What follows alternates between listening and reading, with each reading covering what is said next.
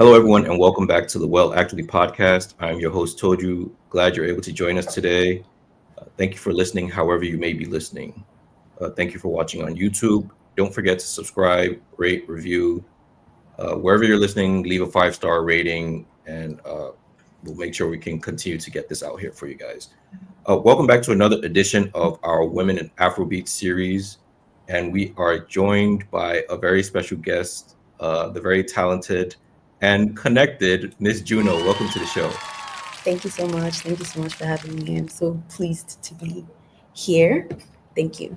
Of course, of course. Thank you for being with us. And I just want to jump into it because we had a bit of technical difficulties earlier on, but hey, we're here. We're here. Yeah. So first of all, how did you get the name Juno? Oh, the name Juno.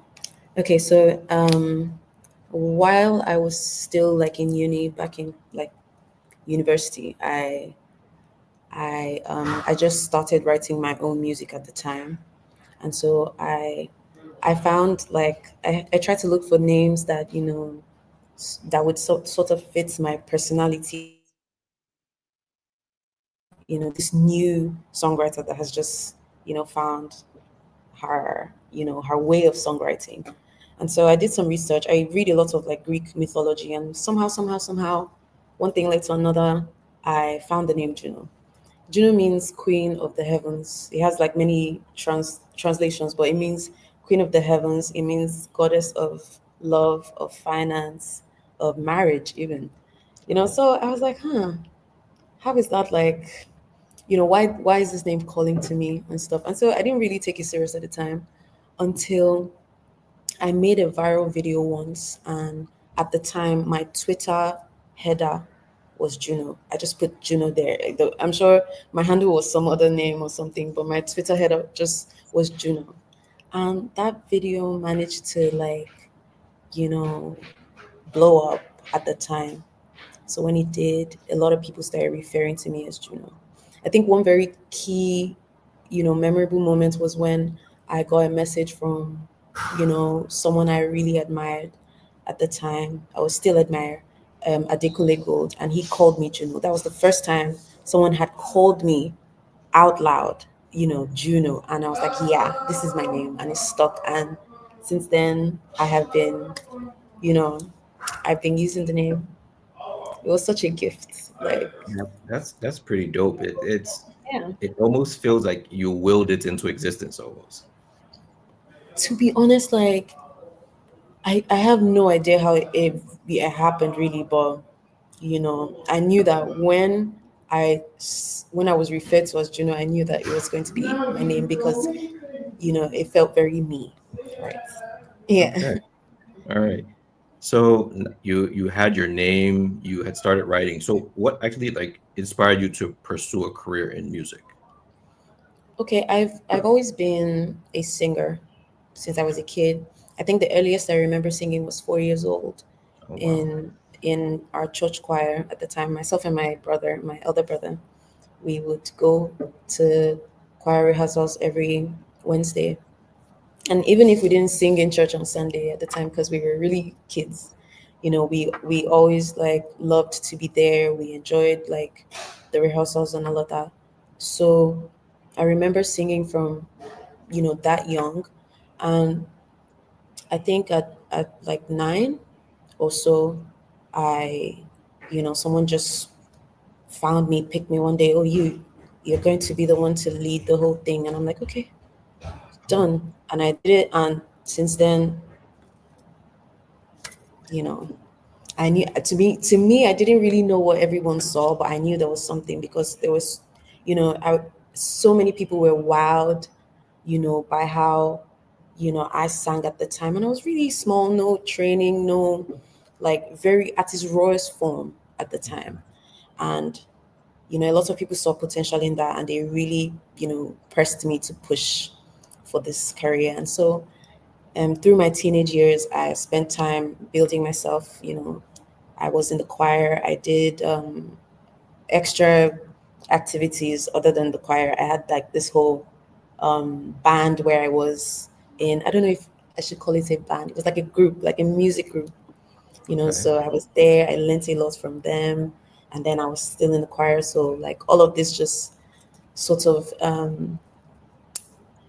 made me think and realize that, oh yeah, this is really what I want to do with my life. And so yeah, I pushed for it, and here we are. So from church to the band to recording artist, when did you make that jump to recording artist? Okay. I think this would be 2020. Although I had been recording music before 2020, maybe as far back as 2016, maybe that was the first time I ever voiced on like in a studio with a microphone. First time. I remember the first song I sang it was a cover song. It was that um baby, you are strong, you are wise, you are worth beyond a dozen reasons why. So that was the first song I covered ever. Okay. And first time I ever voiced, in a studio. And since then, I had just been pushing. To be honest, I didn't really know what I was doing, but I was just pushing myself because I knew that there was something there. And, yeah, it just happened. So 2020, during COVID, there was plenty of time, on my hands. At that time, I was in my final year in the uni. So I had time on my hands. My mom was literally by my side at the time when I was, you know, pushing to like learn to record myself, like to learn how to use certain doors and just put things together to make music because I knew that singing was not just going to be it for me. I was going to need to like acquire some skills. So yeah, 2020, I started producing my own music, basically, Oh, and that was how I became a recording artist. Like it was easy as that. okay. So right now, are you signed? Are you independent? Yes, I'm signed. I'm actually at the label office now. I'm signed to Gamma Media. Okay. Yeah, Shout out to Gamma Media. Okay. yeah. Shout out to them. All right, Cool cool. people. Yeah. So let me get this like sort of like a description from you on how would you describe your sound? My music stems from like my experiences, feelings, basically, like my general state of well-being. And so I've been able to sort of bring that out and put it into words. I think my music is somewhat relatable, but some people would say my writing is a bit complex. You would have to like go over it again to like, oh, was that what she said? Yeah, but I think my style of music, from the sound to the writing to the words, even to the words, the very words that I use are from a very like emotional place, a Okay. very like intimate place. And some of the time I would have to reach very deep inside to bring those words out. So yeah, my music is relatable, sweet, you know, um, I don't know, just a fresh, different sound from what I feel passes as emotional or as intimate or as relative in this day and age. So yeah, Stylistically or even vocally, who are some artists that you think if someone's trying to get a better sense of what to expect from you, who would you say you they can compare you to? to be honest, like since from the beginning, like of when I started thinking about music as a career, I was always like, oh, I want to be like Asha. I want to be like, she's so like graceful, and her music carries so much, message, and so much like, you know, I don't know, just everything about it makes me like scream. But over time, I have come to realize that that is just one aspect of the entire picture. I've realized how much I have grown and how much I've, become so different from what I thought I was, you know. So right now, it's still really hard for me to place who, it is that I'm, replicating or, sort of like taking from. But I think that I'm going to become um, such a trendsetter on my own because I've seen myself make you know, unconventional music. Like, where is this coming from? Or like, oh, this Okay. is a new take, you know, from what I would normally hear. And that's like the feedback I've gotten from so many people. You know, feedback is very important. Like, as an artist, you need to really listen to what your fans are saying. So yeah, this is the kind of feedback I've gotten so far, and this is actually how, that feedback has shaped me.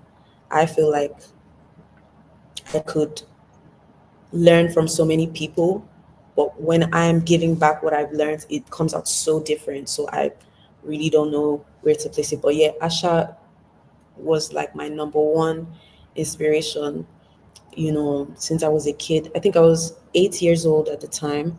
I was on a road trip with my mom and dad, and her first album played through the entire trip. And after that time, I forgot about the whole thing until I turned 16. And one day the song came, and the flashbacks were crazy. And so I remembered how like inspired I was to like chase music and to do music, at the time. So yeah, that's basically how that's basically who I relate to the most. Yeah, Asha is the one person that I relate to the most. But I really looked up to a lot of other Nigerian and African artists like Tiwa Savage. Tiwa, I've watched Tiwa from all the way back as well. She has grown so much as well. Her sound has grown, and so yeah, I like to say, she really contributed to like how I've expressed my music in certain ways.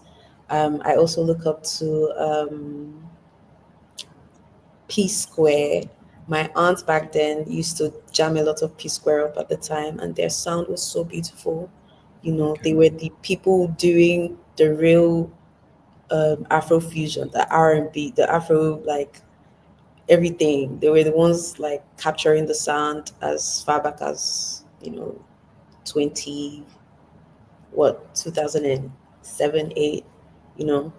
Yeah, so all of these have shaped my experiences. I also listen to a lot of like um artists that are not from Nigeria, like Yeba. Yeba is like one of the people that I listen to. I love Yeba. I love Yeba. Sia as well. Yeah. I In fact, there was a whole phase of my life where I was obsessed with Sia. Her style of writing, so like emotional, so like I couldn't help but to be in her mind every time I heard like a song from her. So yeah, those people, everybody just, a pinch of everything. And yeah, I'm coming up with something that I feel will shake grounds. So yeah, Okay. that's what's So up. if you had to use a phrase to describe your genre, subgenre, what would it be? Hmm, a phrase. I don't know what that phrase would be, but I would say, mm, I would say something like neo soul meets Afro soul. Okay. Yeah, I don't know, something like that. Neo That soul works. meets Afro soul. Yeah, Okay. that's the first thing that comes to mind. So yeah. That works. All right. So now that we've gotten like a better understanding of like your origins, like your style, let's move on to more about like your creative process. I know you said Okay. like a lot of it comes from a place of feeling, your current state. It's like, so can you take us through like the process of when you get the idea for a song, that inspiration, all the way to recording? Like, what does that look like for you? The idea can come like at any time. I could literally be here, and something would just pop up in my mind, and I'm reaching straight for my jotter, like, oh, let me write this down, or for my notes on my phone, I'm like, let me write this down quickly before it skips me. But music is, like I said, is like it comes from a place of feeling. Like everything about music to me, I feel like I feel music. Whenever I feel good music, I feel bad music, I feel music that doesn't make me feel like I feel every, type of sound. Like so much so that it shows on my body. I used to have goosebumps if I hear good music or if I hear bad music. Like my body physically reacts to music. So like um I think that I've been able to just make it in such a way that whenever I am at the point where I want to write music, I am, channeling whatever it is that I'm feeling, or I am putting myself in whatever shoes that I want to be in. And then it's very like easy from there on. For the lyrics and for the words, they mostly rely on the beat or on the melody and all of that. So yeah, that greatly influences my process. Um, what else?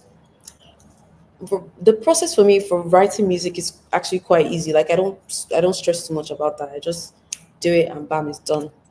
Oh, So yeah, yeah. I think I have when I have a sense of what I want to do, it takes very little time to execute. So yeah, when I feel, I put it down and it works. okay. Is there a specific song that you worked on that the process itself was so memorable that it sticks out to you, whether it was you working alone, whether it was a collaboration, whether it was just like something that was spontaneous? Is there anything like that that sticks out? Okay, so the first time I recorded in Lagos, Nigeria, I was in town with my mom, my brother, my manager. So we were all in town together, and I had just gone into the studio, and my mom was at the studio at the time. So I was trying to make like a record. I remember my song Intentions. That's the first song I dropped ever. Like I just started my career run, so I just have two songs out and one music video. So the first song Intentions, when I wrote it, I remember feeling exactly what I wrote in the song, because at the time I felt like I was going into this new commitment. That was when I was about to sign with Gamma Media. So I was going into this new commitment now, and I was like, I want to know these people have good intentions for me. At the Mm, time, I'm still going through my feelings. I'm like, I really want to know if you mean, everything you say. I want to know that you truly feel this way about me, basically. So that was where, the song came from. And that was the first time ever I was in the same recording space with my mother. Like I feel like my mom makes me so like shy, but but at the time I wasn't scared. I was so into what I was doing, and bam, the song comes out some hours later, and my boss says, "This will shock you. This might be the first song you drop." And lo and behold, it became like the first song because it really truly carried the and like the expression of how I was feeling at the time. So yeah, that was one memorable time for me, and it was one memorable song that I wrote that will always be dear to me. I have many other songs, that I haven't released yet. So, maybe when I release them, we'll talk about them. So okay, okay. I mean, you're always welcome back, so we'll hold yeah, you to that. I know. Yeah, yeah. So let's talk about collaboration for a moment. Like, how do you decide who to collaborate with, whether it's uh, featuring an artist, featuring being a featured artist, producer? How do you decide like what projects you're going to work on with someone else?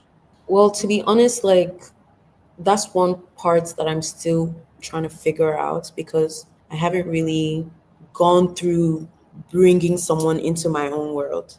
I'm usually the type to be in people's world. And yeah, lately I've been trying to do that. I've been working on my forthcoming projects. I think it will drop in April.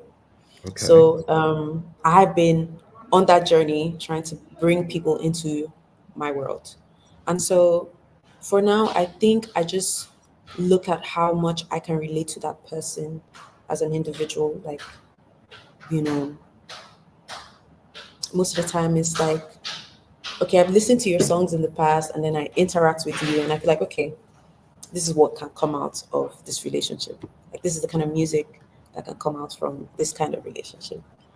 So yeah, I feel like there is just this invisible string of connection between artists, and they know that, oh, once we do this together, like it's going to be, amazing. And I feel like I have had that connection with the, number of artists, and yeah, it's going. I'm not quite sure how, the whole process is supposed to go, to be honest, but I know that once I connect with that person as an individual, you know, the rest is history. Like, we're going to make good music together. Okay. Now Yeah. that's it's I mean, it's understandable. Like you said, like on on the professional side, you're still fairly new, even though you've been singing almost all your life. But like so True. yeah, when it comes to the business, like you're still developing your process. Before we get into some other stuff, you're part of I guess the number two song in the nation right now, uh in Pity This Boy with Modu Yeah. Black featuring Victoni. And to anyone who hasn't heard it, I don't understand how you haven't heard that song and you're listening to this podcast, even though like Number one song. now it's Number number one. one. Okay, Number there we one go. song. How did you come to be on that project? So, OG is my friend. We've been friends. I've known OD since maybe 21, but we only became really close sometime in 23 or 24. I'm not sure. But he has always been, around, seeing me, seeing the things that I do, seeing the little moves that I make. And to be honest, I'm not sure when he made that decision to say, oh, you know what, Juno needs to be on this. But he trusted me so much with that. And when it happened, it was magical. Before now, I've performed at, his show. I performed at his show at Anti World Fest in Abuja In December, last right? year. Yeah, in December. Biggest show, biggest show in Abuja so far. And it was such an amazing crowd. So I guess, I was able to really show that I wanted this and show that I was, very capable of handling such a responsibility. So yeah, I guess he gave it to me and, I killed it. I guess the unmastered version, and so your vocals weren't on it. So as one of the few people who heard, like the difference is clear. So that's Yeah. what I'm trying. Like it, like you said, you killed it. You brought something that was needed to the song, and it like Yeah.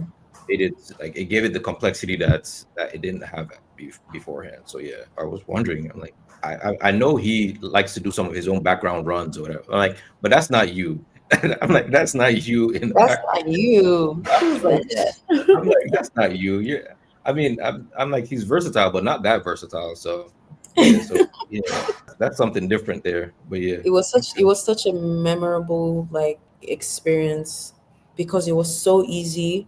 I was so free to express myself at the time, and I feel like the role that I played is very important, because those vocals they're not just vocals sitting on a track. They're vocals that would elevate the mood, elevates the entire atmosphere whenever that song plays and you hear, those vocals, you're like, okay, this song still has that touch of softness, even with like the nature of the artist performing the song. Do you understand? So yeah. like I felt like it was a very good blend. It was well thought out to me. Odi knew exactly what he wanted. And so yeah, he was able to get it. All right. So you mentioned like performing at AWG Fest Yeah. in Abuja. I wanted to find out from you. Do you have any? I hesitate in saying like bad experiences performing, but have you had any performances where you're just like, wow, okay, this is well, I'm doing this for a good cause. Like this is just a step. This is this is going to be a funny story later on, but right Yeah. now, all right. Could you give us that one? So in 2022, I had just finished my youth service here in Nigeria. And so it was time for me to begin my life, so to speak. And so I thought about it like, what could I be doing? So I was given the opportunity to like perform at a restaurant, a bar sort of at the time, Whiskey Mistress. It's in Abuja. So I performed there for maybe close to 7 months. And trust me, in those 7 months, like I saw so many things, you know, so many things. And yeah, in regards to the performances, like there are times where I would really be singing my heart out, and the crowd is just looking at me like, we just want to oblate and go home. Like, and those moments, they stick. Oh my God, they stick so much. But I had to bring myself to say, Juno, this is not the end of it.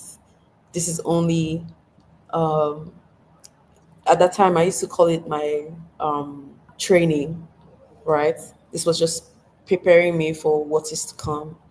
And to be honest, like it wasn't all that bad because I had dealt with that in the past. Like when you're in the choir for so long, you get used to like dull crowds. So yeah, I wasn't really phased. I knew that what I was doing was good.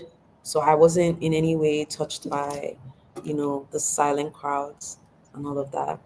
But then again, I got to experience people would just run into me and say whatever they want to say, and all of those things. But so far, I haven't really had any awfully bitter experience performing. But I know that the silent crowds really like they make your heart beat so fast. You have to bring yourself to remember that, oh, don't worry, you're the shit. They're just not on the wave yet, and that's Okay. fine. You know, eventually they will get on. Do you feel like that helped you like hone your even your stage presence, whether it was feeling more Yes, confident up there? yes, very much, very, very much. At the 7 month period that I was doing that singing thing at that bar, it helped my character as an artist too. I come from a very like conservative like place, family, home. I grew up in Kaduna in the north, so like I'm very like calm, very collected. No, I'm not trying to stress too much about things. I'm not shouting too much. I'm just very, myself. And somehow, if you let it, that behavior would sort of make you timid in a way, right? But that helped me really break out of that and just, become ruthless about my craft. So at this point, when like this whole crowd thing happens, I'm not phased because I'm learning that, I need to be able to stand my ground and be confident in what I'm doing. So that really helped my growth so far. So we're going to get into specifics about your song "Love Life" when we come back from this break. So at this point, if you're watching or listening, you're going to get a taste of some of Juno's music, and right now you're going to hear "Love Life," and we'll be right back. Your call has been forwarded to an automatic voice message system. At the tone, please record your message.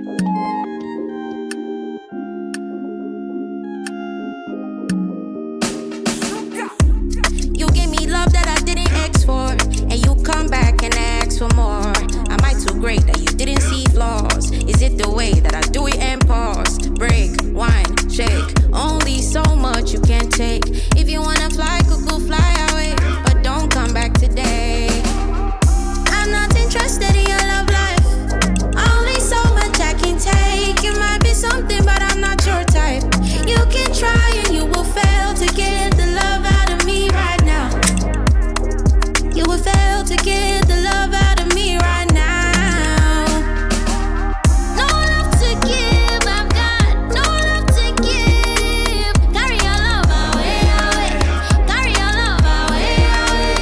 No love to give, I've got no love to give. Carry your love away, away.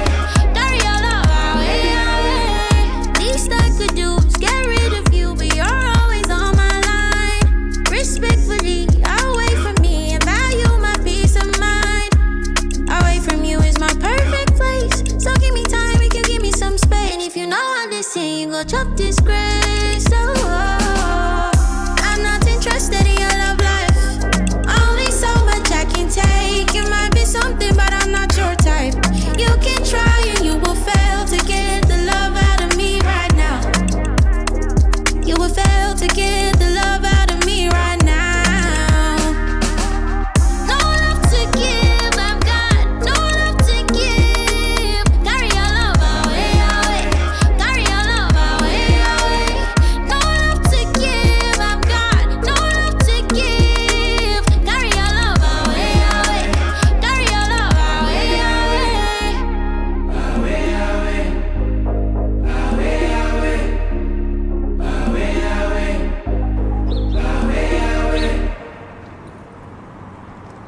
And we are back at the Well Actually podcast with our Women in Afrobeats series with the one and only Juno.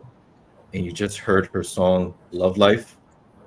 So, Juno, what can you tell us about the making of that song, Love Life? Love Life was very fun to make.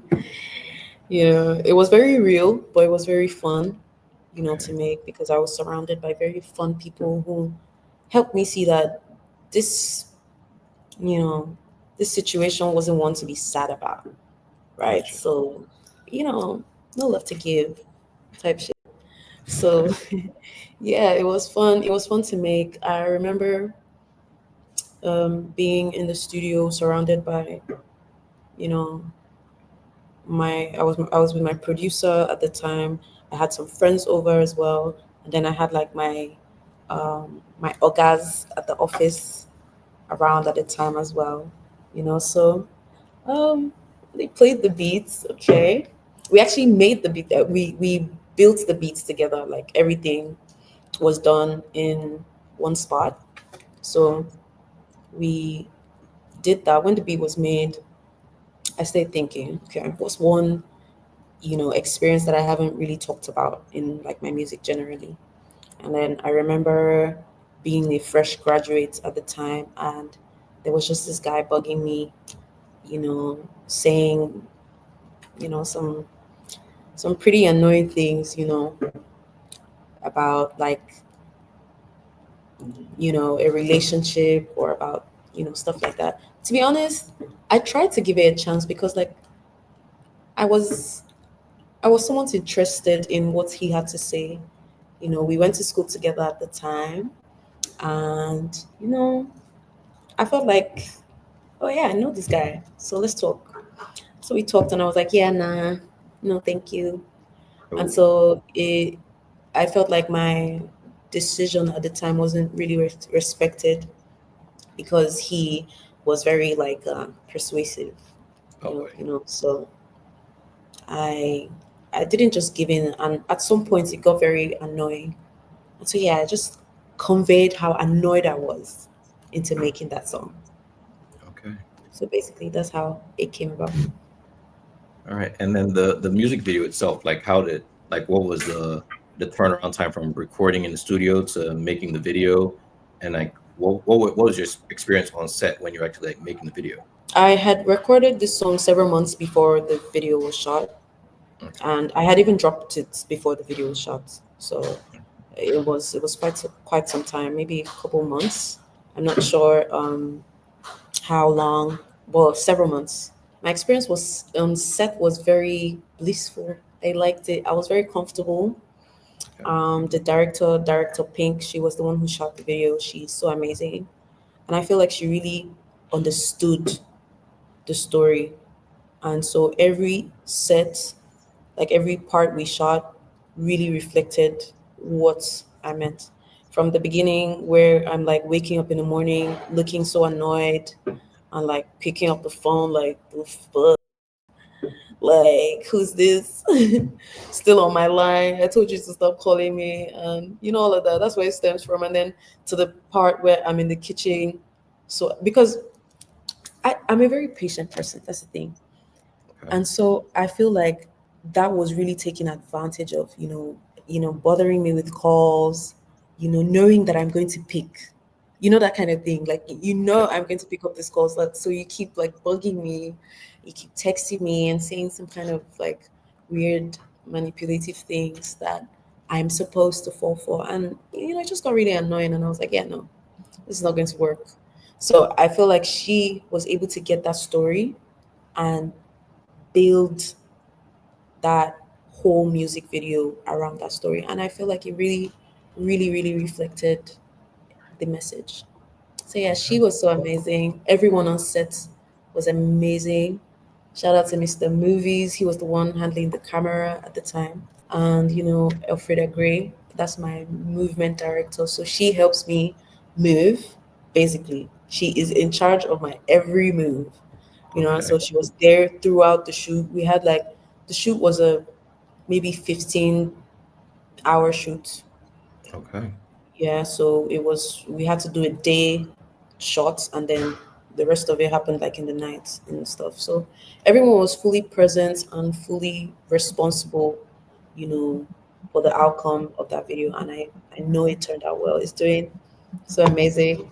My family members were so happy to see the video, and every time they watch it, they send me a little clip like, "Oh my gosh, look at you," you know, and all of that. Everyone was so happy with the results, and so was I. So yeah, it was a Okay. beautiful process, you know, one I would like to replicate when I eventually do, you know, my projects that are coming.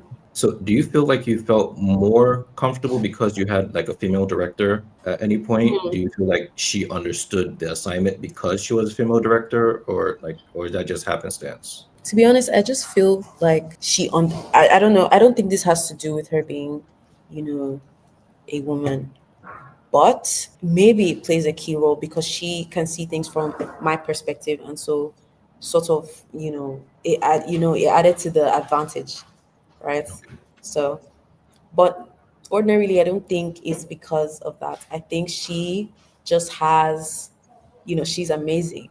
She just knows exactly what to do when she hears. It's like people who hear music and know how to turn it into into visual material, and she's like A1 on that aspect. So I don't think it necessarily has to do with her being a woman. To be honest, I think it's an advantage, but she's just great, you know. Okay.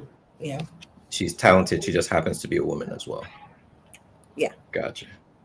All right. So, like with this Women in Afrobeat series that we're doing here at the Well Actually podcast, we're trying to highlight stories of the creative process, your origins, but we're also trying to give the artist the opportunity to explain, express, detail some of like the challenges that women face, whether it's them personally, what they've observed, or all of it together. The first thing I'll talk about is visibility. It took me so much time to be, visible. Although I started building like a community quite early, like like I said on Twitter, I used to do a lot of like videos, cover videos, and I would post them.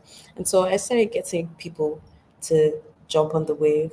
But I feel like the process was far slower than, normal, because at the time maybe those videos weren't as aesthetically pleasing. They were just like very natural, very like very What do you mean? me. What do you mean by that? Like not aesthetically pleasing? How do I explain it? My environment at the time when I started posting videos and stuff, it wasn't very like pretty, basically. Okay. Yeah, so I feel like that really affected visibility a lot for me. And I noticed that there was, a trend where I would have to like, where people would have to like, show a little skin, or like just be, more sensual, or more like, sexy in front of the camera. And at the time, I didn't feel like I really had a lot of that to give. It was just me, natural me, very like who I was at the time. And so I feel like that really affected me as a woman, because I can't lie, there's that compulsion to sort of conform to that, you know, yeah, to that, and just be that person, and just like get it going. The music is good enough. You just need to, brand it a certain type of way, or make it look, very appealing. But I feel like, you know, I I struggled with that for a little bit, to be honest. I don't think anybody really knows about this, but I struggled with that, to be honest, like for a little bit, on if I should be that kind of person with the kind of music that I make, you know. But as time went on, I finally got myself, and I was like, yeah, there's no need to be so, who you don't want to be at any point. I mean, if it comes up, I could be that person, but like at the time, I didn't feel like it was very, me, Okay. So I think that was one struggle that I faced, just trying to find out who I really was in front of the camera, you know, in front of people, in front of the world. That was one challenge I faced. Another thing is, the male gaze. We a lot of times, um, people would approach me and often refer to me as someone who, you know, is in this business for some ulterior motive and stuff like that. And so they would, approach me with the intention of like being intimate with me. And that was Oh, very like, yeah, that was very annoying, you know. So yeah. I feel like there are certain times where I avoided being in certain rooms or in certain spaces just because I didn't want to feel, attacked in that way, or I didn't want to feel pressured to do anything that I didn't want to do. And so most of the time, I found myself avoiding certain things, certain conversations, certain shows, certain like, vicinities because I didn't want that kind of attention, you know. To be honest, like it was tough because like, is this how it's going to, keep going? Like, would I avoid every show? Would I avoid every conversation? Would I avoid every like, um, every event? You know, but I feel like I was that way at the time because I didn't have guidance. I was alone most of that time when these things were, happening to me. But as time, went by, I was able to get guidance, sort of people who shielded me from, you know, these kind of like things or these kind of experiences. And so I was able to now keep my head straight and say, okay, I can focus on whatever it is, regardless of where I am or, what I'm doing. Yeah. So that was really a huge distraction at the time because like it would really throw me off of my game, you know, and I really wanted it to stop so much. Yeah, so yeah, that's one of the challenges I faced personally as a female music artist. And you can't necessarily measure how these things affect you. You begin to think of yourself as, oh, am I not more than, this thing that you people see me as? Am I more than this? Am I not more than this object of like desire? Are you not interested in what I have to offer as a human being? As an artist, as someone who sees themselves as a messenger who has a lot to say and who has a lot to give, especially with their talent. Like, so this had me overthinking things, even for like collaborations. Like, I took my time, to really get to know people first before like, getting to connect with them on like a more, music is very intimate. So Right. when you connect with someone musically, it's like you're getting very like in sync with the person. And some of the time that can be mistaken for other things or for other emotions. And so that was one thing that I really wanted to keep away from my connections in like the music industry. And so far I've been known to take my time with relationships.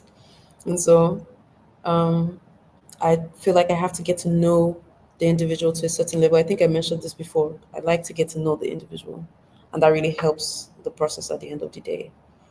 So yeah, I think that's one other challenge I faced as a woman in the music industry. The gays, everyone's just looking at you and tagging you a certain type of way just to like get their hands on you and forgetting that you have so much more to offer than just that. Based on what you said, like there's no surprise why there aren't as many female artists, like I don't want to say flourishing, but like as household names, the way there's so many men, because it seems like there's a very clear hurdle in the way for women that a lot of men don't necessarily have to Yeah. experience, to the point that's like even like inserting some sort of self-doubt in you. Yeah, because it's beyond things you can even control, because when it hits you, you have no idea. You're just like, and you're automatically questioning your self-worth Mm. automatically. Like, is this all I'm good for? Like, so yeah, it's a crazy battle. And to be honest, I know there are lots of female artists out there who fear these things as well. I know how like difficult it is to make it out, of a certain like, circle or a certain like phase of this whole music career where you are not bothered by the things people say or by how people see you. All you're concerned about is how to project yourself, how you want to be seen. So it takes people time to get out of that circle. And most of the time, some females don't get to, really leave that state of mind. Some of them fall victim to these things, like, and they end up losing themselves. So you're very correct on that, you know, aspect. That's that's most likely why there aren't a lot of female household names around. It's always that, you know,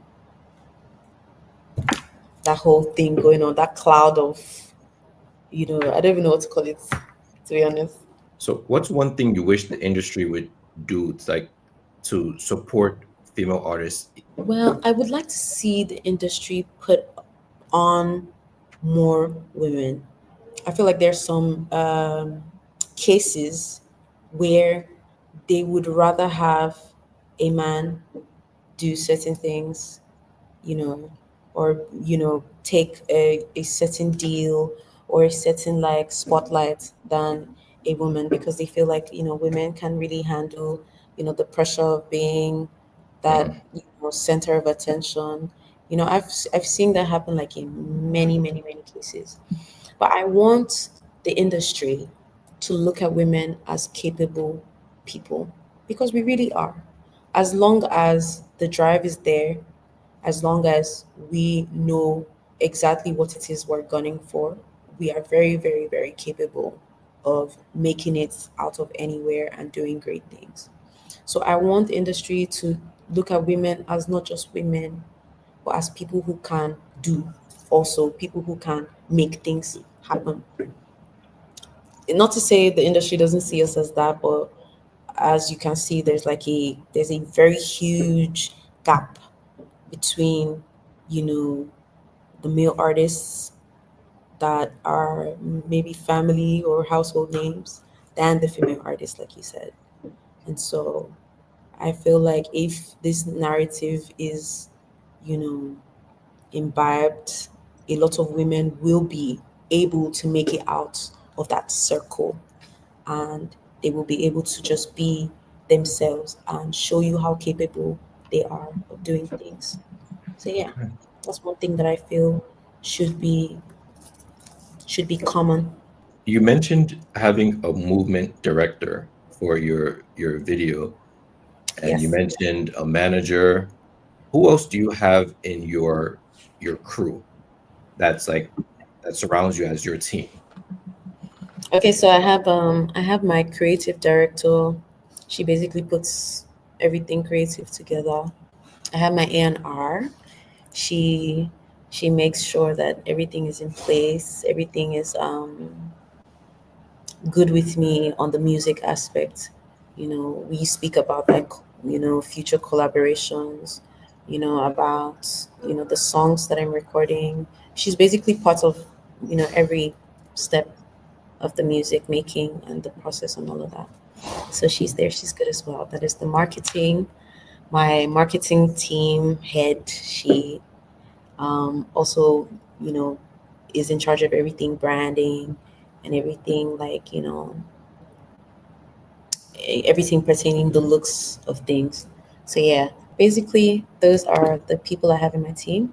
My movement director as well, like I mentioned earlier, she's the best. You know, now movement direction is basically like, just knowing the angles that suit you the most, especially like as a woman, you know. So I basically learn from her how to move my body in a way that makes me comfortable and that still makes, or that still passes the message, of whatever I'm trying to express. So yeah, it's very important for every artist to have a movement director, because these days we need to be able to um, express the music that we are, putting out and that we're singing. So it's important for every artist to have a movement director and for someone to just teach them the angles that suit them right. It doesn't just happen overnight, to be honest. You need to always train for stuff like this. Yeah. Okay. So now, because I know we've taken a lot of time here, we're just going to get Yeah. into the lightning round, just fast paced, just the first thing that Okay, comes to okay, okay. All all right. right.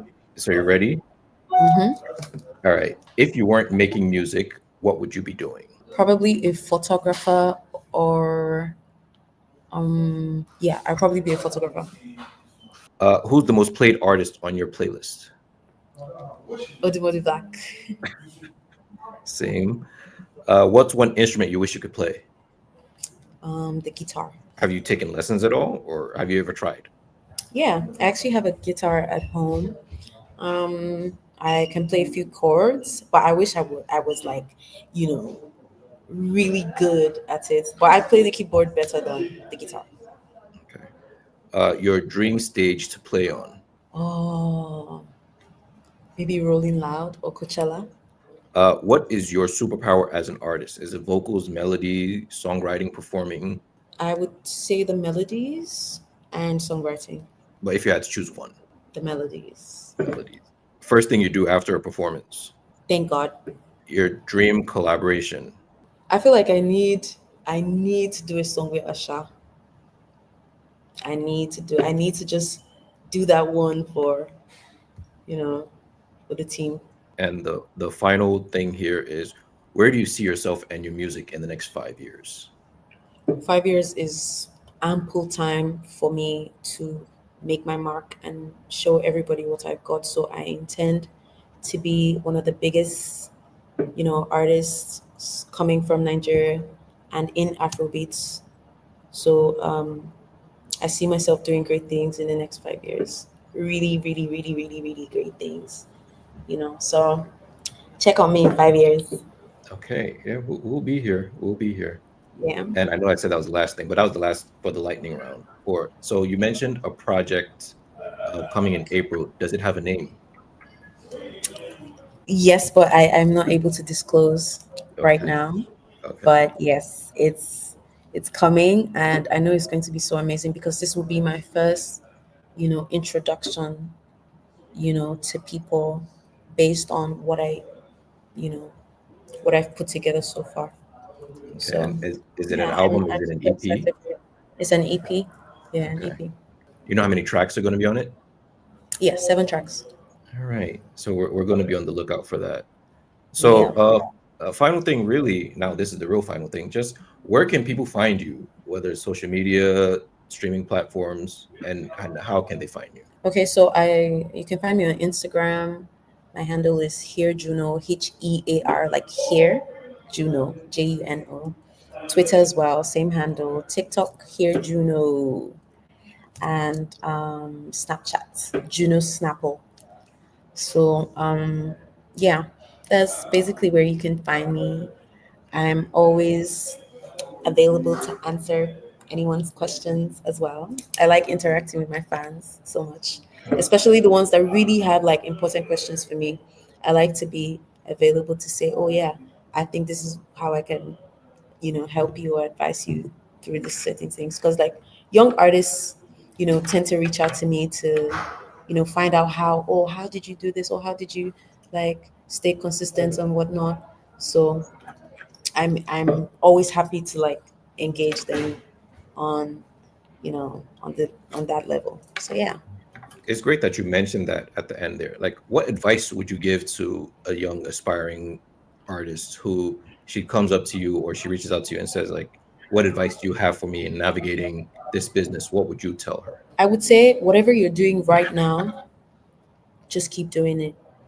If you are just singing in your room, trying to, put together that one video, just keep doing it. Like I used to be so crazy about making videos because it was so much harder then. I would just put my speaker out and play it, and the noise would be so, much on my phone. I wouldn't know how to regulate it. I had to look for different ways. I kept trying every day, and I feel like that's what artists should always do. Wake up and try every other day, every day, in fact, because it's such a long process, and you need to be all caught up like every day.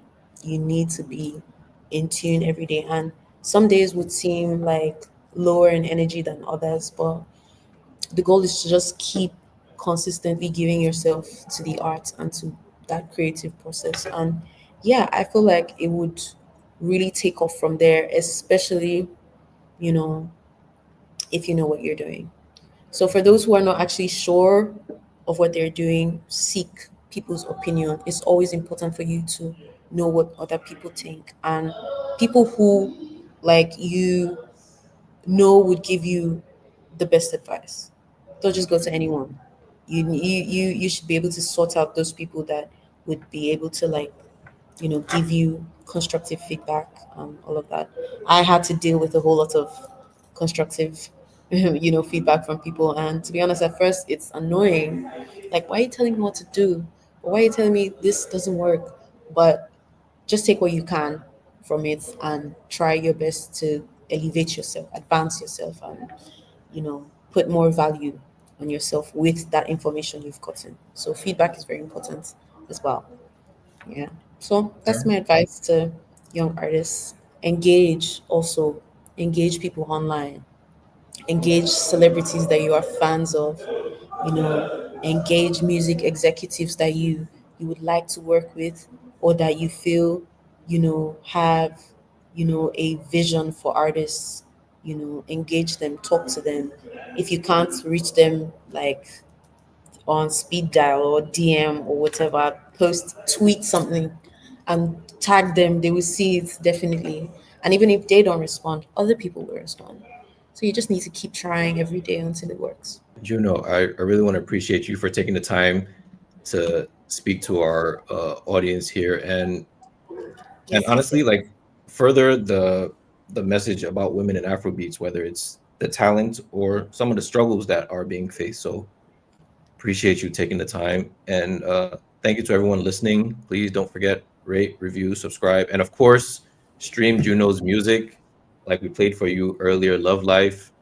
And again, she is on the number one song in the country right now, Pity This Boy, Odumudu Black featuring Victoni. So go ahead and stream that as well. And be on the lookout for her new project coming in April. She doesn't want to give us the name yet, and that's understandable. Yes. But Yes. when it comes out, you will get the name. All right. Thank you, everyone. And be on Thank the you lookout so for our next much. episode. Thank you. Love you. Bye.